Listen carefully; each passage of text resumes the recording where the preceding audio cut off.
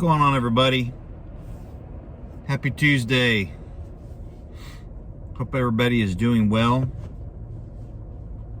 It's a bright sunny day here in North Texas. Blue sky, nice temps. Wanted to have just a brief discussion today on vehicles in preparation for SHTF and or long-term stagnation, shortages, etc. I know that several people have discussed this lately, but I'm going to add on to it and just talk about a few things. I think we've all covered the being able to change a flat tire properly. One thing's for sure, if you have custom wheels or wheels that have wheel locks on them, make sure that you have one of these little wheel lock tools that you can get your wheels off if you have a flat. Custom wheels, have a key, we call it, and allows you to get that wheel off. If you don't have this, you're on the road, you're dead in the water as far as being able to change a flat. That's one thing. A second thing rather is, your owner's manual. Two big important things, right?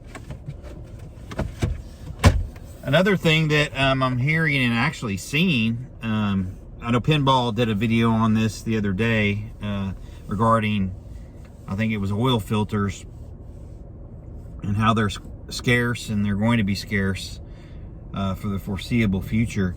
But another thing to remember is also serpentine belts for your vehicle, or just belts. The older vehicles have multiple belts. The newer vehicles, I don't remember what year they changed over to just one belt, but somebody, I'm sure people can comment on that for sure. But I believe anything older than 2002 or 2003 should have probably 1 to 2 belts.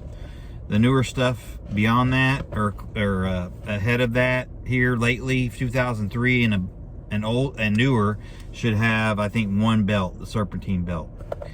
So I hear those are really short, and I have a pretty new vehicle. It's a 21, and I've been unable to find an extra belt outside of the dealership, and that's kind of a real deal there. If you lose that belt and you're out on the highway, you're dead in the water. That vehicle's not going to go anywhere. So whether you have a new vehicle or an old vehicle, I would recommend that you grab yourself an extra belt, or belts if you need more than one, and just go to the auto parts store and they'll look up your make, model, and all that, and then get you a belt or two that you can just keep in the vehicle. I have an older pickup as well, and it has 2 belts, and I went ahead and just bought 2 belts and keep it under the back seat, so I've always got them.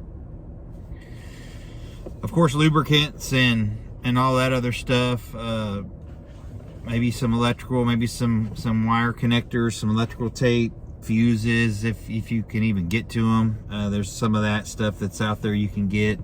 Spark plugs, some of this Marvel Mystery Oil or Seafoam is good to have around. If you get bad gas or something, you can usually run a bottle of that through your tank and it'll clean things up for you.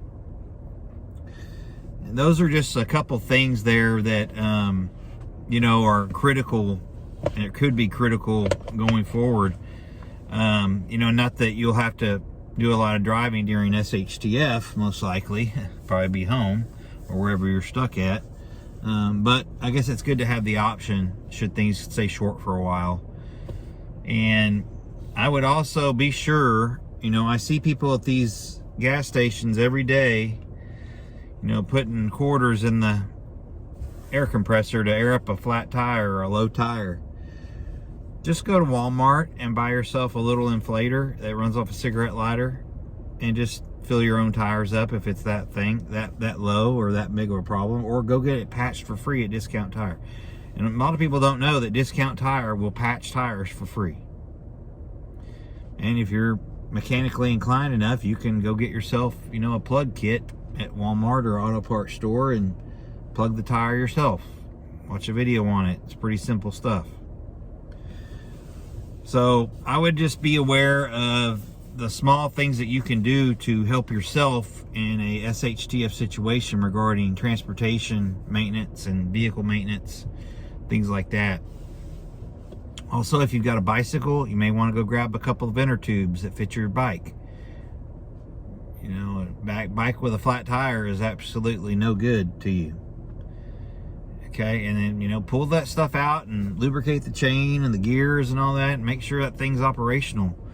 You know, we a lot of times I think we're bad about buying something and just throwing it on the shelf and then that's just it, or failure to maintain things in proper working order. You know, I'm no mechanic, but you know, there's certain things that you have to do as a product owner to make sure things are in working condition, serviceable, so they work when you need them to. Same thing goes with the with the 2A stuff. You know, you got to lubricate and do field maintenance on that stuff and make sure it's going to be operational if you don't use it all the time. Even if you do use it all the time, you need to be able to ensure that those items are going to work properly and safely for you. So I just thought about that today, and how we all get wrapped up in, you know, buying this and buying that, and sometimes we just walk past the low-hanging fruit that may be critical to our getting through something difficult, you know, as far as other things other than food and water and meds. So I hope everybody's doing well. I know that everybody's stressed out right now. The bad news keeps coming. The theories on what's going to happen is continuing to grow and grow legs and spread out here and there. And there's a lot of information out there that's floating around, and some of it's accurate, some of it's inaccurate, I think. However, you know, you believe what you have to, and do your research and make your own best personal decisions, obviously, on how to react to those things and how to prepare for them. But I would say that we need to be prepared for just about everything right now. There is a lot of anarchy and dirty tactics being played right now, internally and externally. So I think that the best scenario I can think of to happen is probably something internally with regards to the financial situation and the shortages, and I would say catastrophic hunger for some parts of the country. And that's the whole game changer right there. You know, people can't eat, they change. If people's kids can't eat, they change. So I think that we as preppers, you know, we try to insulate ourselves as best as possible for these scenarios, but we often, like I said, get tunnel vision in just getting the items that go into our bodies, you know, vitamins, food, water, meds, etc., instead of sometimes focusing on the other things. Winter's coming up. It's already hitting in some places. If you don't have your heat source figured out by now, you need to drop what you're doing and go get that taken care of.